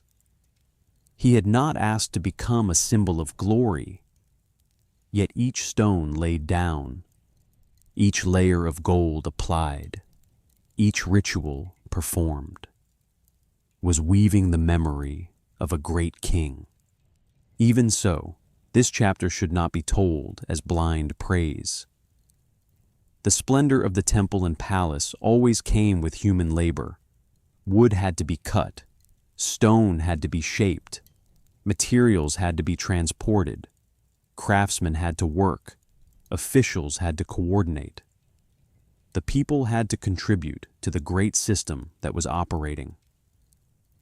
A golden age may shine brightly in memory, but on the ground, it is built with real sweat.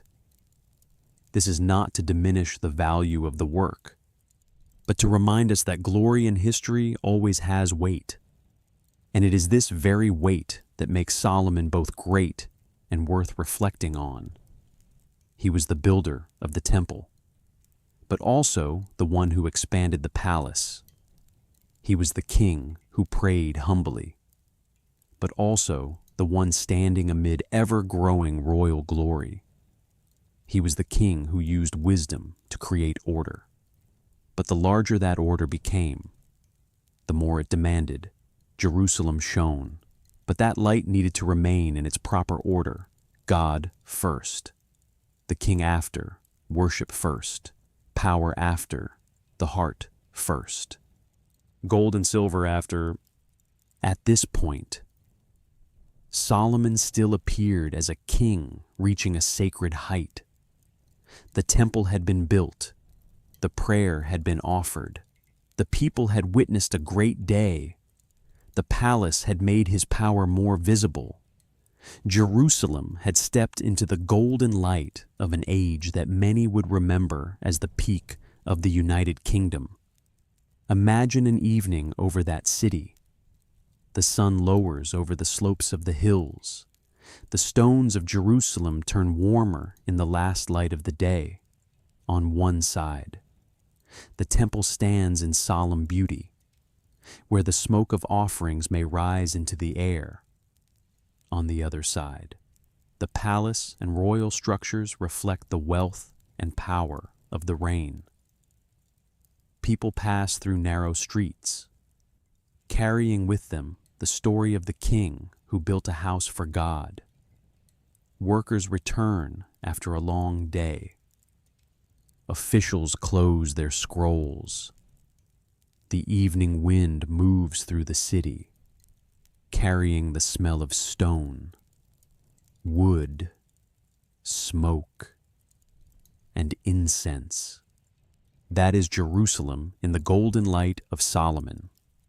Not only the gold of precious metal, but the golden light of a historical moment when a prayer in the night had become a work beneath the sun. A king who once said he did not know how to rule had now built the greatest place of worship in the memory of his people. A man who did not ask for wealth now stood among structures that made the kingdom more radiant than ever before. A man who asked for wisdom had turned that wisdom into stone, wood, organization, ritual, and memory. But even as this chapter closes in light, we can still hear a very quiet question behind the splendor. When a person has built a house for God, can he still keep his own heart as a place for God? That question does not need to be answered yet. Not now, for before us, Jerusalem is still shining. The temple still stands. The palace still expands in its authority. And Solomon, the king who once did not ask for wealth, is entering the stage when the whole world will begin to hear of his wisdom and glory.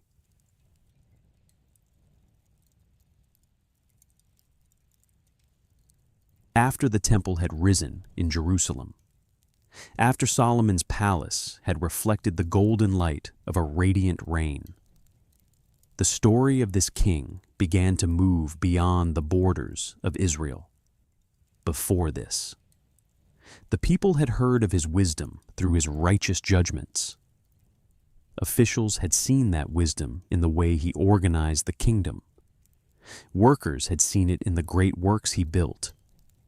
Priests and elders had witnessed it on the day the temple was dedicated. But now, that reputation no longer remained only in Jerusalem.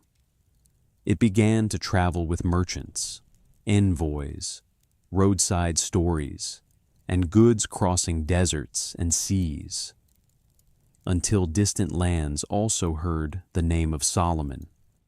In the ancient world, fame did not travel as quickly as light. It moved slowly, but enduringly. It traveled on the backs of camels. It followed ships. It passed through the mouths of merchants, through the stories of servants, through conversations between royal courts, through rumors repeated in unfamiliar palaces. A king could be famous among his own people, but for his name to cross mountains, seas, deserts, and different languages, there had to be something about him that made outsiders unable to ignore their curiosity. With Solomon, that something was not only wealth, nor was it only the buildings in Jerusalem. What made people want to seek him out was the strange combination of wisdom, riches, and a glory described as coming from God. And among those who heard of Solomon's name, there was one remarkable figure, the Queen of Sheba. The Bible does not tell us much about her private life before that journey. Therefore, when telling this story, we should remain careful. There is no need to turn her into a character embroidered far beyond the text. There is no need to add a secret love story, a romantic meeting, or details the Bible does not mention. What is certain in the main flow of the story is this. The Queen of Sheba heard of Solomon's fame, heard of his wisdom in connection with the name of the Lord, and decided to come to Jerusalem to test him with difficult questions. That decision alone is enough to make the story compelling.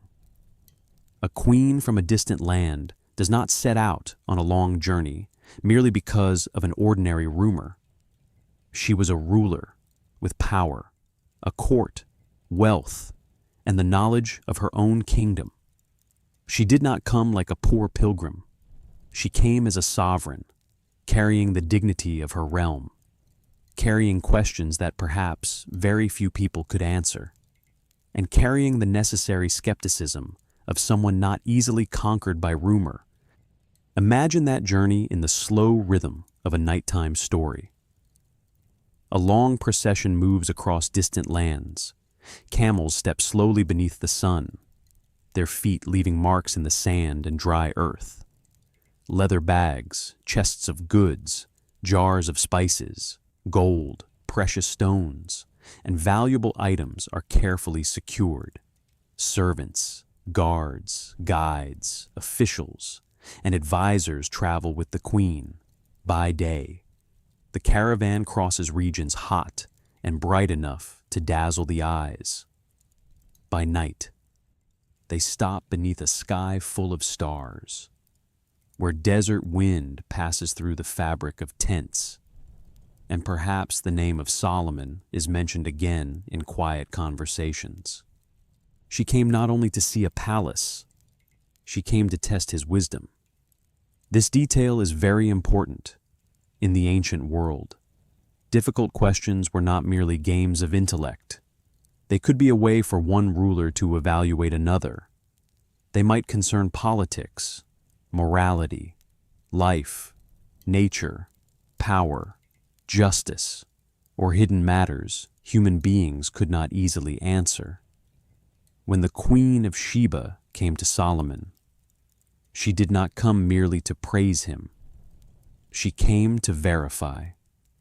She wanted to know whether that reputation was true, whether the king in Jerusalem was truly as wise as the stories claimed, whether the golden light of that city was only an outward appearance, or whether inside that throne there truly was a wisdom worthy of wonder. And then her caravan arrived in Jerusalem. One may imagine that moment like a wide and slow cinematic scene from a distance. Jerusalem appeared upon the hills, not as a gigantic city by modern standards, but sacred enough, concentrated enough, and distinct enough within its world. Stone walls shone beneath the sun. The temple stood there as the center of Israel's memory. Solomon's palace stood there as well, the symbol of a reign that had entered its age of glory. The Queen of Sheba's entourage entered the city, carrying the scent of spices from far away, the gleam of precious metals, the sound of camel steps, the rustle of garments, the tightening of ropes around goods, and the attention of the people standing to watch. At that moment, Jerusalem seemed to become the place where the outside world stepped into Solomon's story. The Queen of Sheba was brought before the king. This was the moment when two royal powers met. On one side was Solomon, the king who had asked for wisdom instead of wealth, but who now sat amid glory and riches. On the other side was a queen from afar, one who had crossed a long road to test whether that wisdom was truly real. In the atmosphere of the palace, among servants, advisors, officials, and precious gifts, the meeting began not with war, not with a forced treaty, but with questions. She told Solomon all that was in her heart. That sentence sounds simple, but it is beautiful. It suggests that this conversation was not merely a few riddles on the surface. The Queen of Sheba brought the things she truly wanted to know, the things she had carried in her heart throughout the long journey. Perhaps they were questions about how to rule. Perhaps they were questions about justice, about life, about prosperity, about the God of Israel, about the difficult mysteries of the world. The text does not list each question, and so we should not invent specific details. But that very silence makes the scene feel wider. The listener can sense that before Solomon, this was not a simple performance, but a true test. And Solomon answered. The Bible says that nothing was too difficult for the king. There was nothing she asked that Solomon could not explain. This was the moment when Solomon's reputation was confirmed before the outside world. Earlier, the people of Israel had been astonished when he judged the case of the two mothers. Now, a queen from a distant land, someone who did not belong to Israel, also stood before that wisdom and realized that the rumor had not been empty. Imagine that conversation taking place in a quiet space. Light passes through openings in the palace.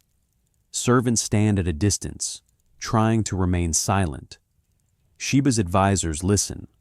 Solomon's officials observe. The queen asks. Solomon answers, "No hurry, no display, no need for loud music. The power of this scene lies in wisdom.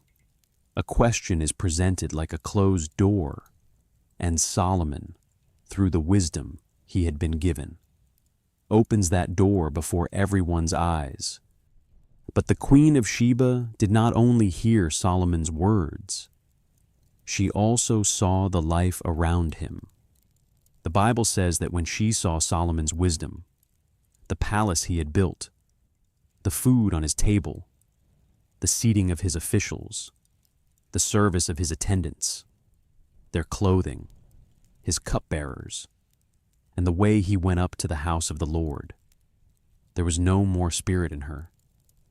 In other words, she was overwhelmed with wonder. What she witnessed surpassed what she had heard. This is one of the most beautiful points of this chapter. Fame is often greater than reality. People often exaggerate. Rumor often makes everything more dazzling than it truly is. But in this story, the Queen of Sheba says that what she had heard before was not even half of what she saw with her own eyes. This means that Solomon's glory was not smaller than the rumor. It was greater than the rumor. A rare thing in any age. And then she began to praise.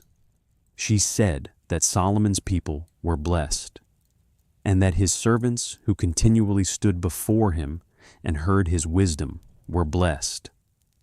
Then she blessed the Lord, who had loved Israel and placed Solomon on the throne to practice justice and righteousness. This detail is very important because it brings the story back to its original source. Solomon's glory is not seen as an achievement separated from God. The Queen of Sheba recognizes that this throne, this wisdom, and this responsibility to rule are connected to the God of Israel. Here, the story reaches a very beautiful height. Solomon is not only recognized by his own people, he is recognized by a ruler from far away. It is not only his wealth that makes an impression. His wisdom leaves people astonished. It is not only his palace that appears magnificent. The way his kingdom functions also draws the attention of outsiders. It is not only the temple standing there as a sacred structure. The fact that Solomon is connected to God gives his glory a meaning greater than political power. Then the gifts were given. The Queen of Sheba gave Solomon gold, a great abundance of spices, and precious stones. The Bible emphasizes that there had never been such spices as those the Queen of Sheba gave to King Solomon. Imagine that fragrance spreading through the storehouses of Jerusalem, spices from a distant land, a scent that did not belong to the familiar soil of Israel, as though the whole world were sending its sign into Solomon's palace. Gold and precious stones glittered before the eyes, but the spices were what gave the scene a deeper texture. They were not only seen, they were felt in the air. They made Jerusalem seem to carry the scent of faraway lands. Solomon also gave the Queen of Sheba whatever she desired, and then she returned to her own land with her entourage. The visit ended, but its echo remained. She had come to verify Solomon's reputation, and she left as a witness that this glory was not merely a story Israel told about its own king. It had been seen by the outside world. After that meeting, Solomon's wealth was described as becoming more and more radiant. Gold, spices, precious stones, rare goods, and gifts from distant kings continued to pour into Jerusalem. Merchant fleets brought silver, ivory, and many strange items. The palace, the throne, and the objects of the royal court all reflected the prosperity of a rare age. Here, the greater meaning of the story appears more clearly than ever. Solomon had not asked for wealth, but wealth came to him. He had not asked for fame, but fame opened the way for distant kingdoms. He had not asked to be admired by the world, but the very wisdom he had asked for made people want to come, to listen, to test, and to see him with their own eyes. Even so, this part must be told with subtlety. Solomon's wealth should not be turned merely into a display of gold and silver. What matters more is the paradox within it. The one who did not place riches first becomes surrounded by riches. The one who asked for a heart that could listen makes even the powerful from far away listen to him. In that golden light, Solomon stood at the height of his life. His fame no longer shone only in Jerusalem, but reflected beyond its borders. It traveled with the story told by the Queen of Sheba, with caravans, with spices, gold, silver, and gifts exchanged between kingdoms. But within that radiance, the story still holds a very quiet question. What will happen to a heart when everything it did not ask for begins to surround it every day? In this chapter, there is no need yet to go deeply into Solomon's turning away, but the listener can feel that this golden light is both beautiful and powerful. It can illuminate, but it can also dazzle the eyes. A person who begins in humility must keep his heart more watchful than ever when the whole world comes to praise him. Still, this is the moment when Solomon stands in the greatest light of his reign. The Queen of Sheba has come, has heard, has seen, has marveled, and has blessed the Lord because of the wisdom placed upon Solomon's throne. From this point, his name is no longer only the name of a king of Israel, but becomes a symbol of wisdom, glory, and wealth that had been given. Solomon, who once did not ask for riches on the night at Gibeon, now sits in a city where wealth from distant peoples has found its way. The one who once asked for a heart that could listen has become the one whom kings and queens want to listen to. A humble request has become a far-reaching reputation. But the brighter the light, the more human beings need to remember its source.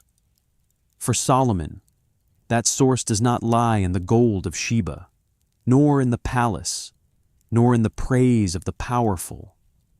It lies in a night long before, when he was asked what he desired most. And he chose to ask for wisdom. In the golden light of Jerusalem, Solomon's story is reaching its height. But from that very height, the road ahead begins to become more dangerous. Because sometimes, the hardest thing is not poverty, but keeping one's heart when everything one never asked for has been placed into one's hands.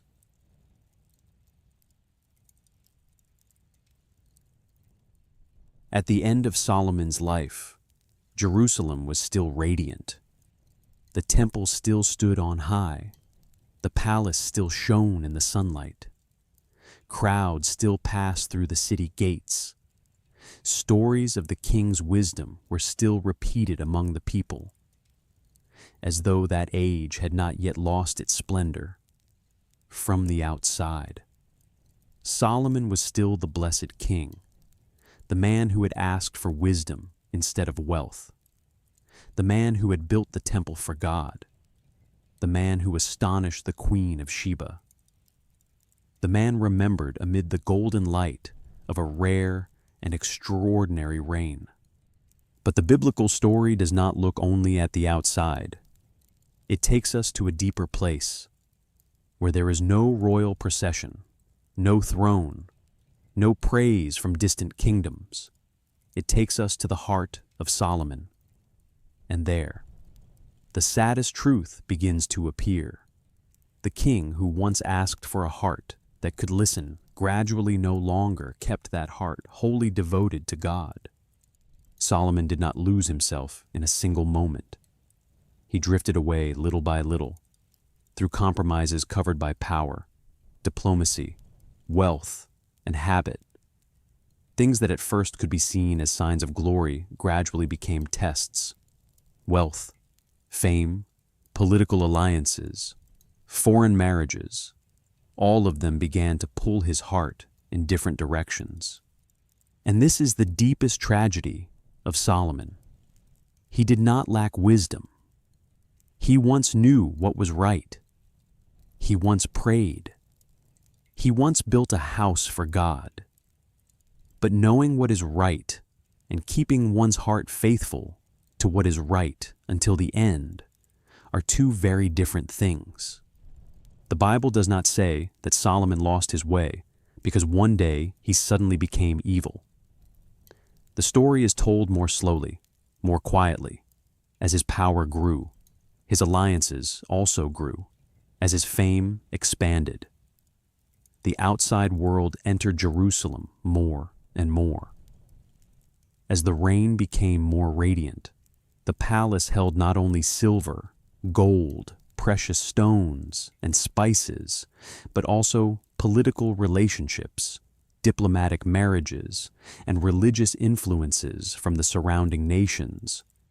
In the ancient world, a king's marriage was not only a private matter, it was often an instrument of alliance. A royal wife could symbolize peace between two kingdoms, the opening of trade routes, or security between two courts. So, when Solomon had many foreign wives, this did not speak only of personal desire, but also reflected the way power functioned in his world. Those marriages could bring diplomatic relationships, stability, influence, and prestige. But it was also there that a deeper danger began to enter his life. The problem was not only that there were many women in the palace. The problem was that Solomon's heart began to be pulled in different directions. The Bible states very clearly that when Solomon grew old, his wives turned his heart after other gods, and his heart was no longer fully devoted to the Lord as the heart of David, his father, had been. That is a heavy statement. It does not speak first of the palace, the treasure, the army, or the buildings. It speaks of the heart. The true center of the story is not how much Solomon possessed, but that the loyalty within him had become divided. A king may rule over an entire kingdom and still fail to rule what is growing inside his own heart. Solomon had once distinguished the truth between the cries of two mothers. He had once known what justice was when no one could bring clear evidence. He had once asked for a heart that could listen. But later, that very heart began to listen to too many other voices. The voice of power, the voice of diplomacy, the voice of pleasure, the voice of habit, the voice of compromise covered in reasons that seemed reasonable. Perhaps this is the most frightening thing in Solomon's story.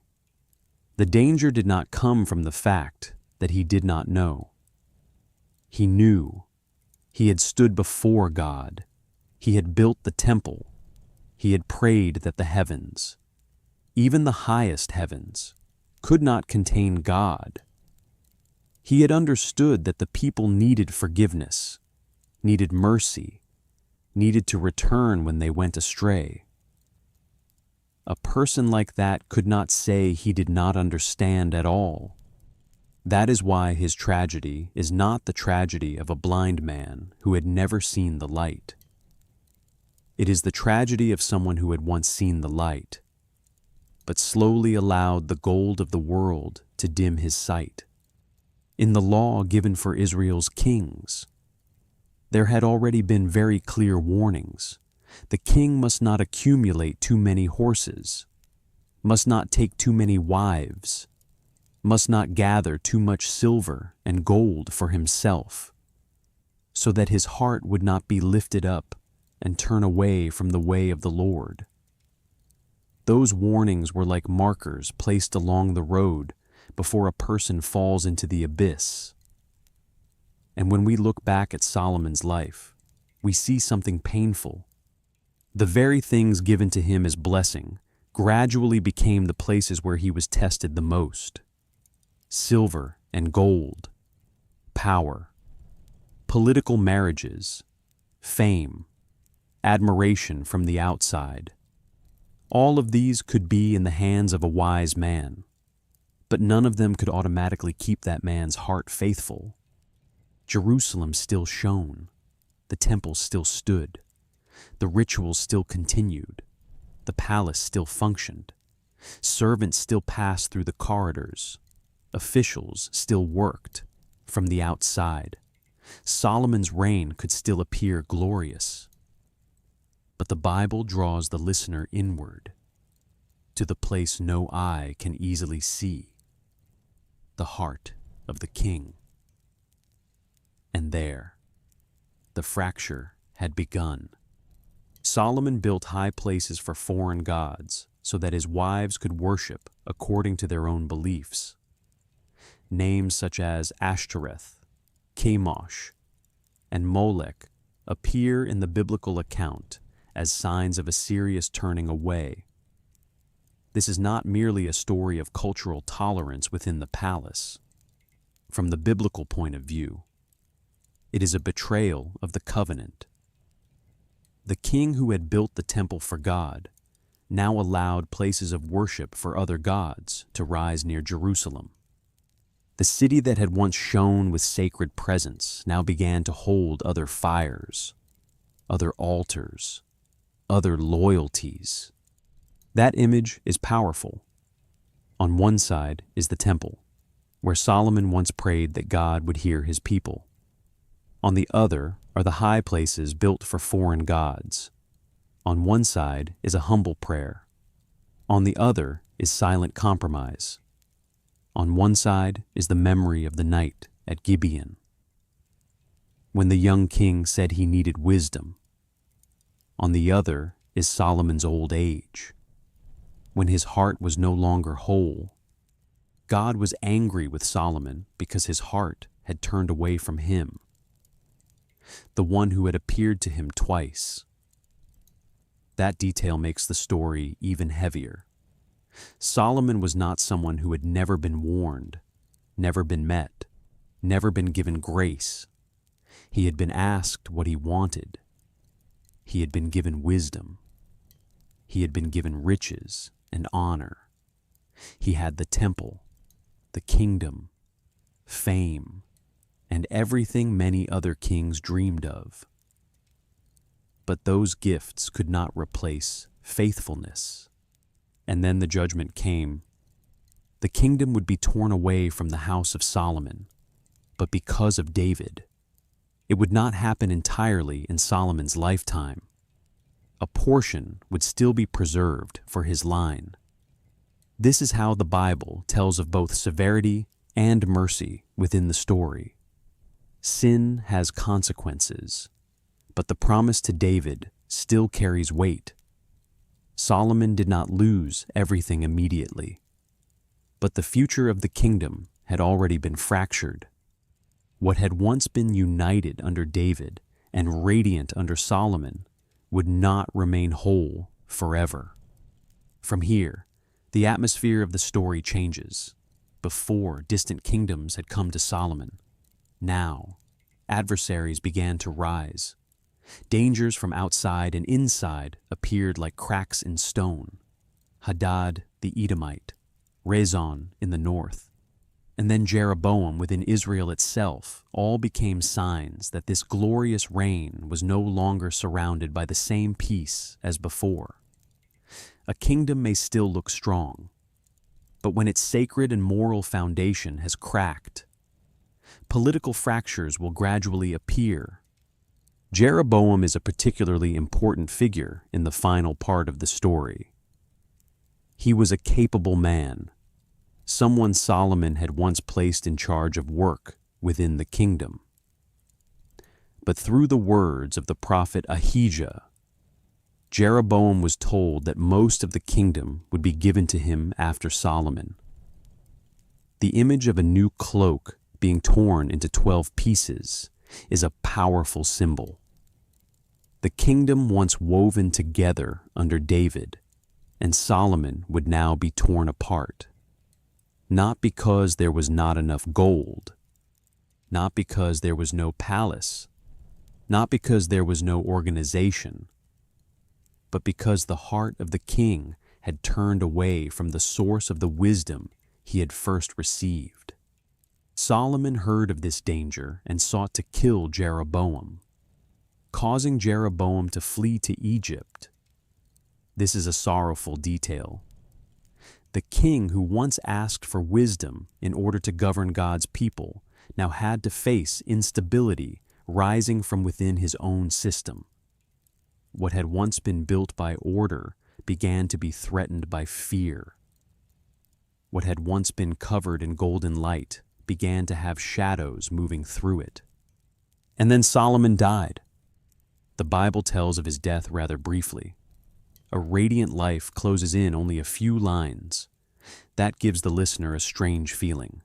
After all the gold, the palaces, the temple, the Queen of Sheba, the difficult questions, the envoys, the trade routes, the praise and admiration, human life still comes at last to silence.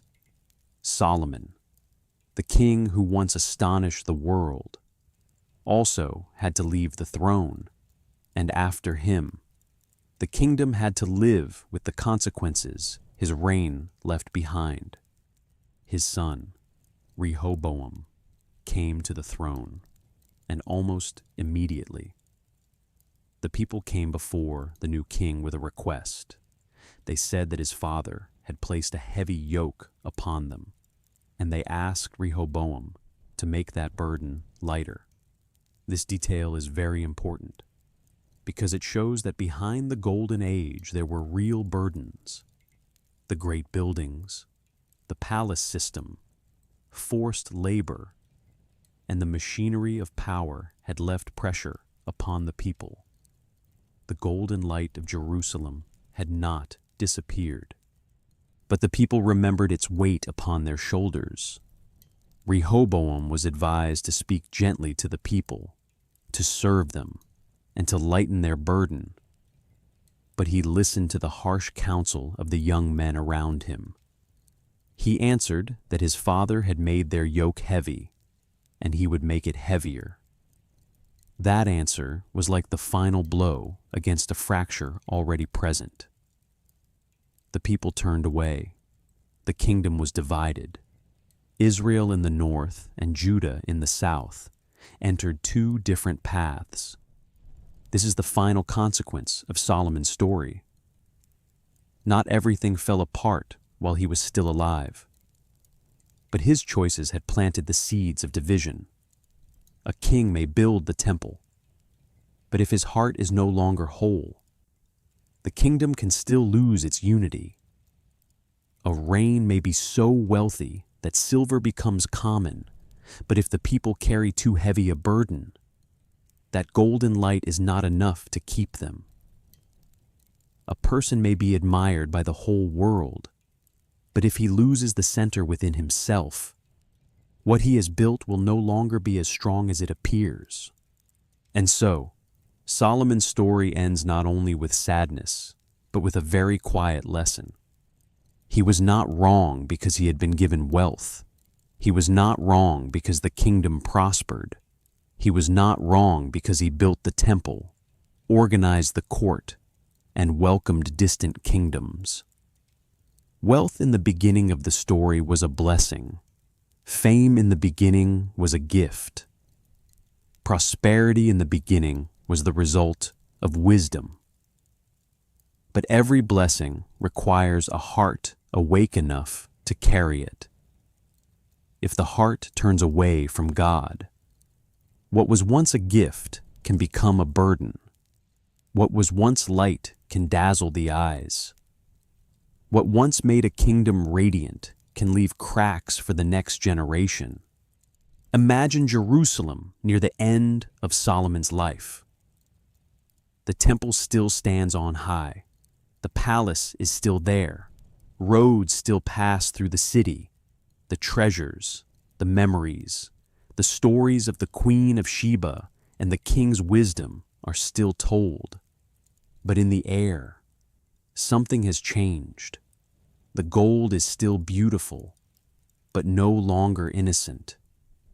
It carries questions, warnings, and the echo of a prayer that had once been so pure in the night at Gibeon.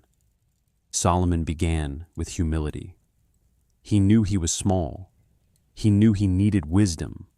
He did not ask for wealth. But when wealth came, when fame came, when power expanded, when the palace filled with many different voices, his heart gradually was no longer whole as it had been at the beginning. That is his deepest tragedy, not a man without intelligence, but a man with wisdom who did not keep full faithfulness to the source of that wisdom. And perhaps that is why Solomon's story still echoes today. It does not only ask what a person will request when standing before God, it also asks, after receiving what he asked for, how will that person live after being blessed? Will a person still remember the one who gave the blessing after gaining wisdom? Will a person continue to live wisely after receiving wealth? Will a person remain free enough not to be ruled by wealth? Solomon once asked for a heart that could listen, but at the end of his life, the most painful question is, whom had that heart been listening to?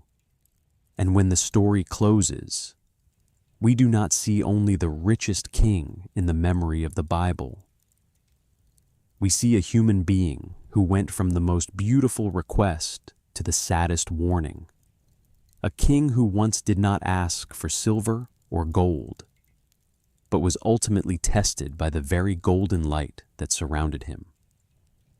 A man who built a house for God, yet allowed his heart to turn away from God. That is the price of wealth when it is no longer held in faithfulness. And that is why Amid all the glory of Solomon, what remains deepest is not gold, not the palace, not the fame of an age that has passed. What remains is a question very quiet, but very heavy. If a person has everything, but loses his own heart, then in the end, what does he still truly possess?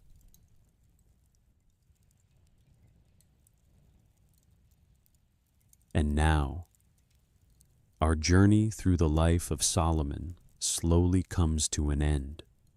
From a young king standing before a throne too heavy to bear, to the sacred night at Gibeon, where he did not ask for silver or gold, but for wisdom.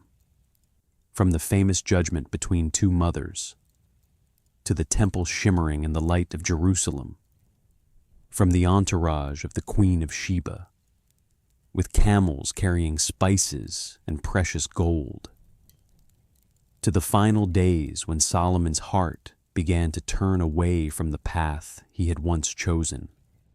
This story is not only about a wealthy king, it speaks of something quieter, something deeper, that there are gifts which begin as blessings, but if the heart is no longer awake, those very blessings can become a test. Solomon did not fall because he lacked intelligence. His tragedy lies in the fact that he had wisdom, glory, and everything human beings long for. Yet, in the end, he still could not preserve the wholeness within himself. If you have listened all the way to these final moments, thank you so much. Before leaving tonight's story, please share in the comments what country and city are you listening from, and what time is it where you are?